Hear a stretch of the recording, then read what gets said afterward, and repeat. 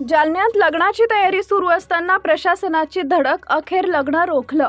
बालविवाहाचा संशय की प्रशासनाची घाई, योग्य ती पडताळणी न केल्यानं विवाह थांबला। आज दिनांक 30 मार्च रोजी दुपारी 2 वाजता मिळालेल्या माहितीनुसार जालना जिल्ह्यात एक धक्कादायक आणि वादग्रस्त प्रकार समोर आलाय। बालविवाहाच्या संशयावरून प्रशासनानं थेट लग्नस्थळी धाव घेत विवाह सोहळा थांबवलाय। मात्र यानंतर नातेवाईकांनी अधिकाऱ्यांवर गंभीर आरोप करत संताप व्यक्त केलाय। नेमकं काय आहे? जालन्यातील अंबड चौफुली परिसरातील सत्कार लॉन्स इथं एका मुलीचा बालविवाह होत असल्याची माहिती चाइल्ड हेल्पलाईनला मिळाली। या माहितीच्या आधारे महिला व बाल विकास विभाग, चाइल्ड लाईन आणि जिल्हा बाल संरक्षण कक्षानं संयुक्त कारवाई करत लग्नस्थळी धाव घेतली। कागदपत्रांची पडताळणी करताना मुलगा आणि मुलीच्या वयाबाबत शंका निर्माण झाल्यानं अधिकाऱ्यांनी खबरदारीचा उपाय म्हणून लग्न तात्काळ थांबवले। मुलीच्या वयाची सर्व कागदपत्र योग्य होती, तरीही सखोल पडताळणी न करता लग्न थांबवण्यात आलं। त्यामुळे आमचं मोठं आर्थिक नुकसान झालंय। नवरी आणि तिच्या आई वडिलांनी यावेळी आत्महत्या करणार तोच आम्ही त्यांना सावरलाय, आम्हाला न्याय द्या अशी मागणी नवरीच्या मामानं केली आहे। यावेळी नवरीच्या मामाचं विश्वंभर खताप म्हणाले, मुलगा आणि मुलगी दोघंही वयानं पूर्ण असल्याचा दावा नातेवाईकांनी केलाय। या गोंधळाच्या पार्श्वभूमीवर नवरदेवानं घटनास्थळावरून निघून गेल्याची माहिती समोर आली आहे। यामुळे संपूर्ण विवाह सोहळा विस्कळीत झाला। हा लग्न समारंभ थांबवण्यात येऊ नये यासाठी आधार कार्डनुसार मुलीचं वय पूर्ण असल्याचं नातेवाईकांनी सांगूनही अधिकाऱ्यांनी न ऐकता हा लग्न समारंभ थांबवला। म्हणून या अधिकाऱ्यांवर कारवाई करावी अशी मागणी देखील करण्यात आलेली आहे। मात्र एका चुकीच्या फोन कॉलमुळे आणि योग्य पडताळणी न केल्याच्या आरोपामुळे प्रशासनावर गंभीर प्रश्नचिन्ह निर्माण झालेत। साहेब, काय घटना घडली नेमकी? तुम्ही का आक्रमक झालेली? आम्ही हे सत्कार मामाच्या लॉन्स मध्ये लग्न ठेवलं।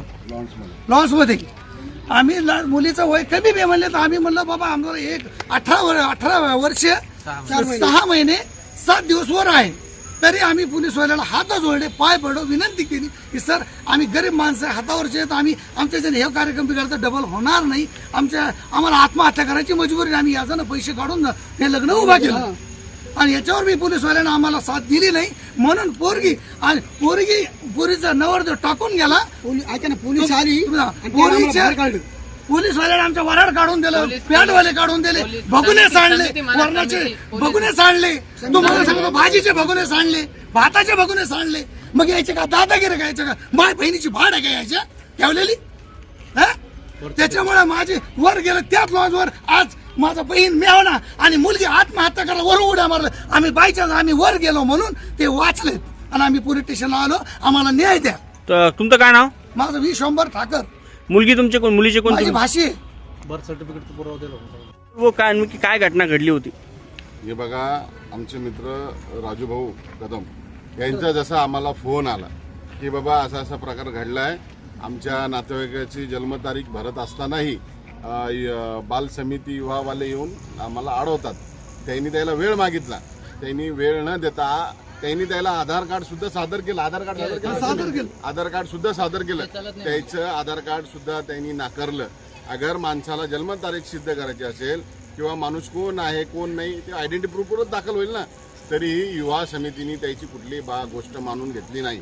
म्हणून आमचा असा आक्षेप आहे, आज इथं जन्मदाखला असूनही सुद्धा, आज जन्मदाखला असूनही ही जन्मदाखल्याची तारीख आणि आधार कार्डची तारीख ही सेम आहे, तरीही त्यांनी कुठल्याही परिस्थितीची मान्यता केली नाही।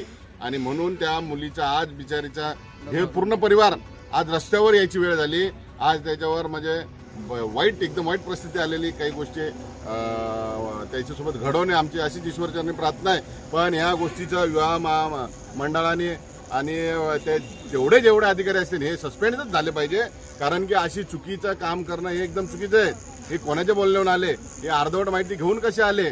अगर तुमच्यापाशी काही पुरावे होते तर त्यांनी बी तुम्हाला आधार कार्ड दिलं, तर त्या आधार कार्डलाही तुम्ही मानलं नाही। त्या आज ते लेकरू आज उन्हात पडलेलं आहे, ह्या गोष्टीचा सोक्षमोक्ष झालाच पाहिजे। लग्नाची तारीख आणि बरोबर होती की लग्नाची तारीख, लग्नाचं वय बरोबर होतं का? लग्नाचं वय बरोबर आहे, हे जन्म दाखला बरोबर आहे। जन्म दाखला हा सरकारी दाखला आहे, हा काय यांनी घरी नाही बनवला। हा इथं स्कॅन कधी केला ना तर याची पूर्ण डिटेल येत असते, तरीही युवा मंडळाने त्या गोष्टी ऐकल्या नाही। म्हणून आम्ही या गोष्टीचा जाहीर निषेध करतो. ज्या गोष्टीचं चुकीचं आहे, आज त्या माय माऊलीने म्हणजे काय कष्ट सोसून त्या मुलीचं लग्न उभा केलं. अगर ह्या लोकांना याची बी दया माया येत नसेल तर ह्या लोकांचा आम्ही असं जाहीरपणे निषेधच करतो. काय प्रकरण झालं होतं काल? काल एक बालविवाहाची केस एक आपल्याकडं ऑनलाईन 1098च्या माध्यमातून माहिती मिळाली होती. माहिती मिळताच आपण पोलिसांची मदत घेऊन आपली चाइल्डलाईनची टीम घटनास्थळी दाखल झाली होती. त्यावेळी त्या ठिकाणी एक बालविवाह होताना दिसून आला आणि तत्काळ त्या ठिकाणी हे बालविवाह आहे की विवाह आहे याची खात्री करण्यासाठी आपण सर्वप्रथम कागदपत्राची तपासणी केली असता त्यांनी जे या ठिकाणी शाळेचं हॉल तिकीट दाखवलं होतं त्यावर मुलीचं वय कमी दिसून आलं. तेव्हा आपण तात्काळ बालकल्याण समितीशी संपर्क साधून त्यांच्या आदेशानं मुलीला हा बालविवाह थांबवण्यासाठी त्यांना सांगितलं.